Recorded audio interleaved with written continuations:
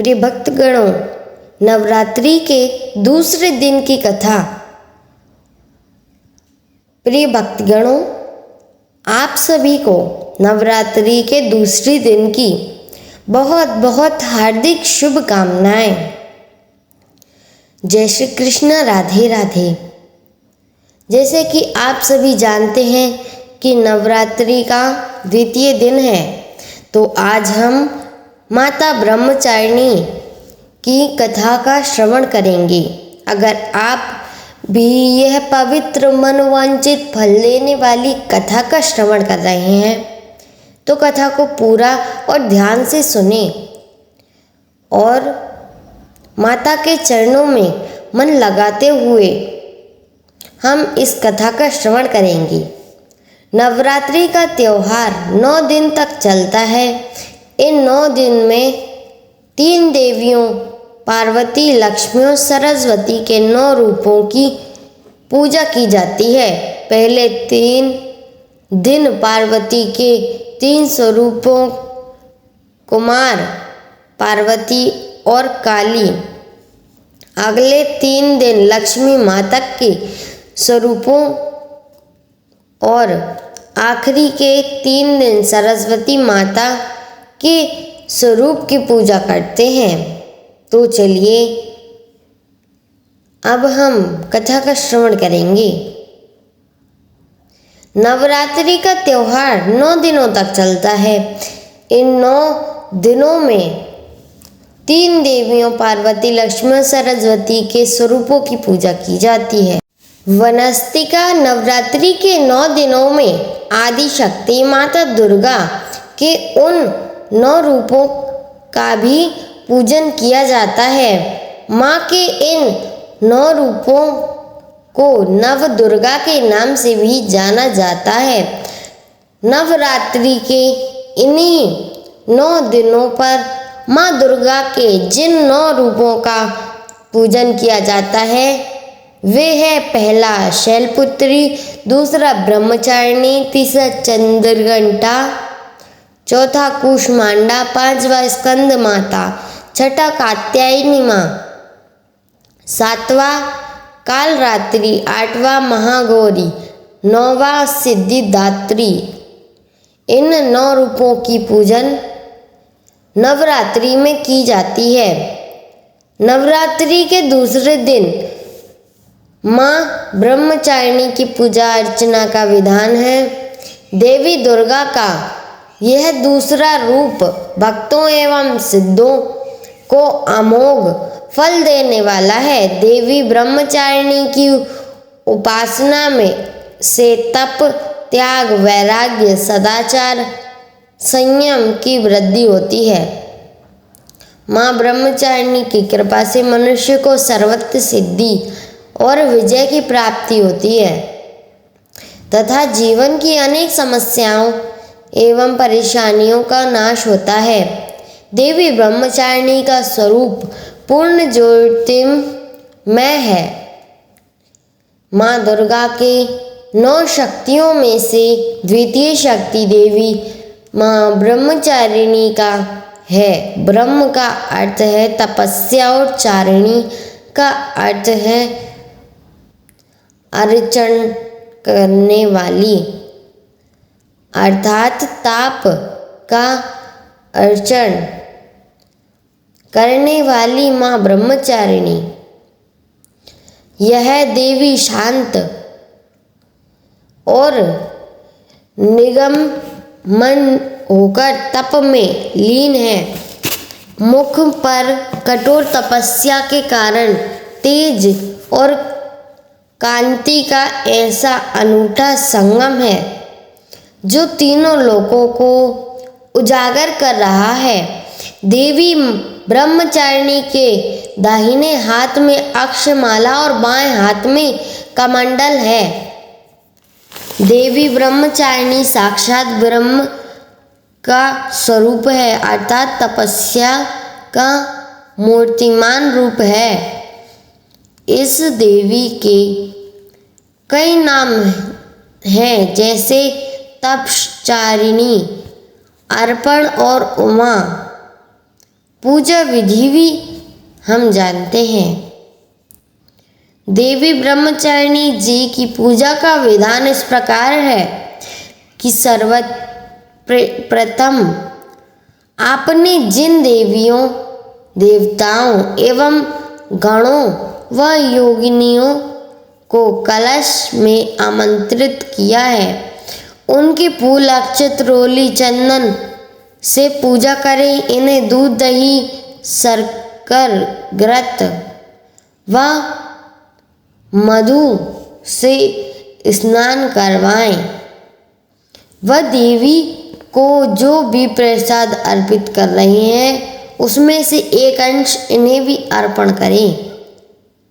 प्रसाद के पश्चात आचमन और फिर 5 सुपारी भेंट में बैठकर इनकी दक्षिणा दें। कलश देवता की पूजा के पश्चात इसी प्रकार नवग्रह, 10 दिक्पाल, नगर देवता, ग्राम देवता की पूजा करें। इनकी पूजा के पश्चात ब्रह्मचारिणी जी की पूजा करें।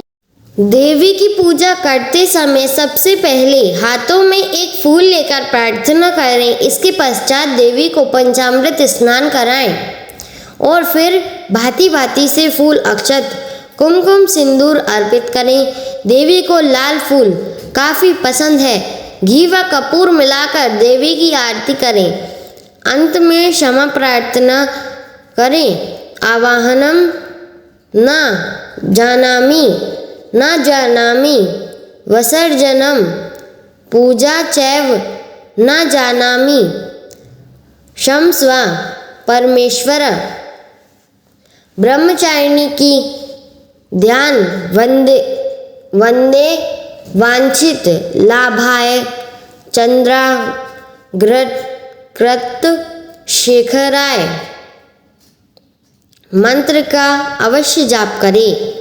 माता ब्रह्मचारिणी हिमालय और मैना की पुत्री है। इन्होंने देवर्षि नारद के कहने पर भगवान शंकर की ऐसी कठोर तपस्या की, जिससे प्रसन्न होकर ब्रह्मा जी ने इन्हें मनोवांछित वरदान दिया, जिसके फलस्वरूप यह देवी भगवान भोलेनाथ की वामिनी अर्थात पत्नी बनी। जो व्यक्ति आध्यात्म और आत्मिक आनंद की कामना रखते हैं, उन्हें इस देवी की पूजा से सहज यह सब प्राप्त होता है। जो व्यक्ति भक्ति भाव एवं श्रद्धा दुर्गा पूजा के दूसरे दिन माँ ब्रह्मचारिणी की पूजा करते हैं, उन्हें सुख आरोग्य की प्राप्ति होती है और प्रसन्न रहता है। उसे किसी प्रकार का भय नहीं होता। चैत्र महीने से हिंदू कैलेंडर की शुरुआत होती है। इस महीने में ही ब्रह्मा जी ने सृष्टि की रचना की थी, इसीलिए चैत्र में हिंदू नववर्ष का आगाज होता है। साथ ही चैत्र नवरात्रि के 9 दिन माँ दुर्गा की पूजा महत्वपूर्ण मानी जाती है।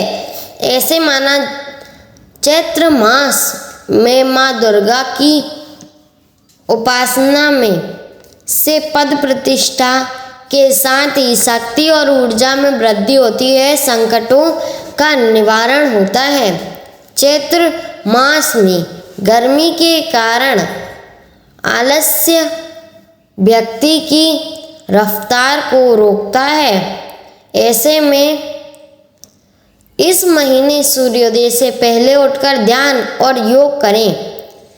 इससे तनाव दूर होता है, पूरा दिन ताजगी बनी रहती है।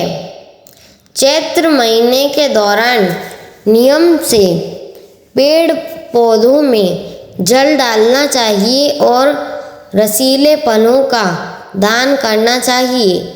ये छोटा सा काम आपकी हर समस्या से छुटकारा दिलाएगा।